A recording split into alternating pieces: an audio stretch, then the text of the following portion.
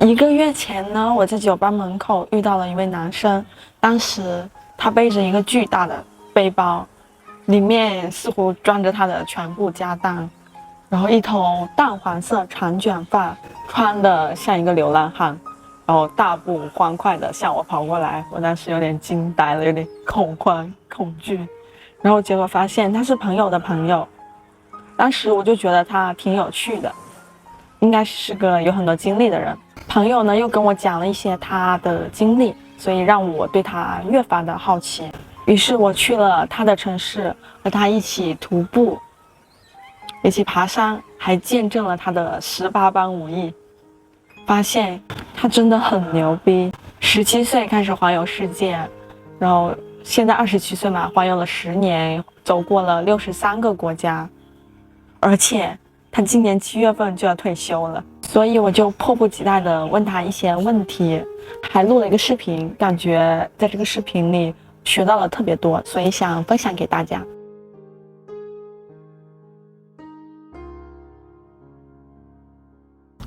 你能向我们介绍一下你自己吗？我已经知道了，你27岁，走过了63个国家，还是个 hippie。Okay, yeah. Tell me more about yourself. Yeah, so I'm from Europe, I'm Polish, and I always wanted to travel ever since I was a kid. And I left my family when I was 17 and traveled ever since. And actually China is the first place where I've stayed for so long, which is over 2 years. And the first place that I worked seriously. Before I was always changing jobs, like, every 2 weeks or something like that. And yeah, and here I am, and I have a dream of becoming semi-retired, of like not having a stable job till the end of my life, and also not running a business, just like kind of, living off savings, some yield farming, and perhaps some like, freelance jobs.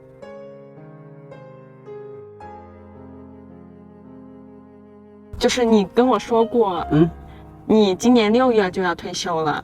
然后你是从什么时候开始想你要退休的？你为什么会有想要尽快退休的这个想法？ Okay, so I want to retire because, it doesn't mean that I don't want to do any work and I just want to, do nothing and smoke joints and lie down on the beach. It's not what I want. But I want to do things that are not motivated by a pursuit of money. I want to do things that I really want to do. I want to do things because I think they're interesting, because they are cool, because they are healthy, not because they pay off.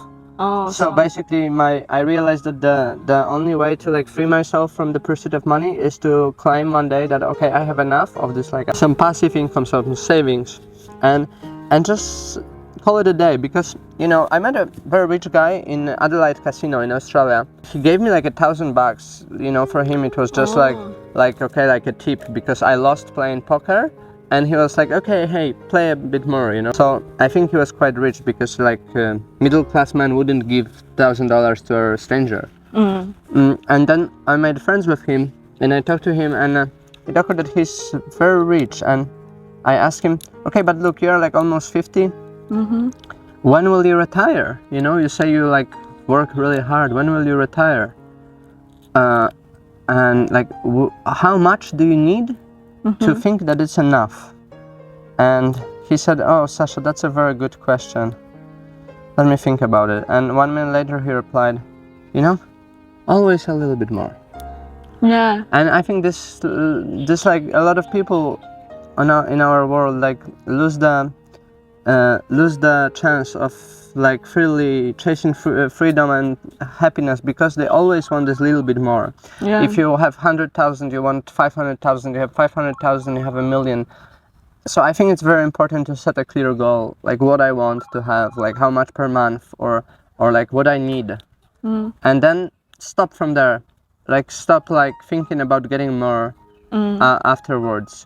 Just like start doing what you want for, because of other motivated by other things than money. So I want to retire as soon as possible, and hopefully forever. So it's from that time you want to retire? Yes. So in June is the goal, because my contract expires in June, and I have to, it's good to have some like plan B, plan C, all the way to Z basically, and it's very stupid and naive to burn bridges behind you, that you Yeah. and Always give yourself a bridge to go back. Yeah, so the thing is that I'm in China now, and I'm not planning to come back to work to China. But I never know what life will bring. We don't know how the world will look like in 10, 20 years from now. Yeah. And what will be the political situation and what I will be doing with my life. Like, it's uncertain. So from July the 1st, I'm going to be retired, hopefully.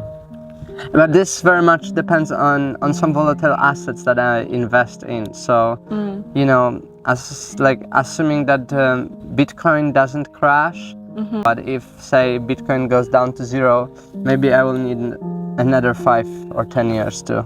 I think the possibility is very small. Don't think too much, you never know. Okay. Okay.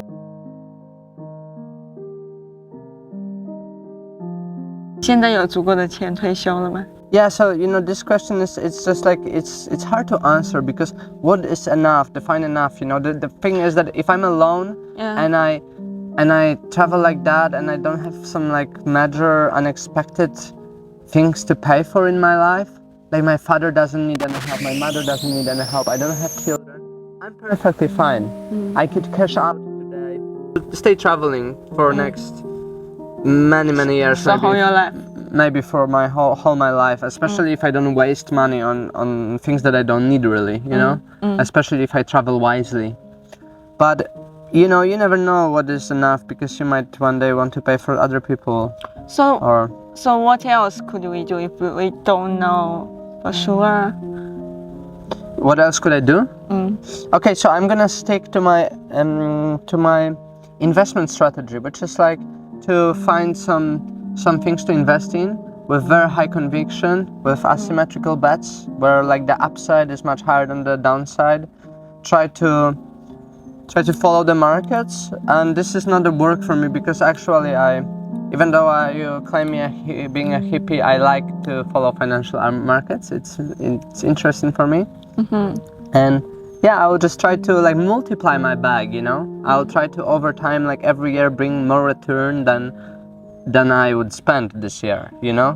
So this is the principle of like, this is the way I want to be retired. But you can never get it for like, you can never take it for granted, that you earn, because you can also lose. So there are other things, I might do different things. I might get some freelance jobs. I might become a drug dealer.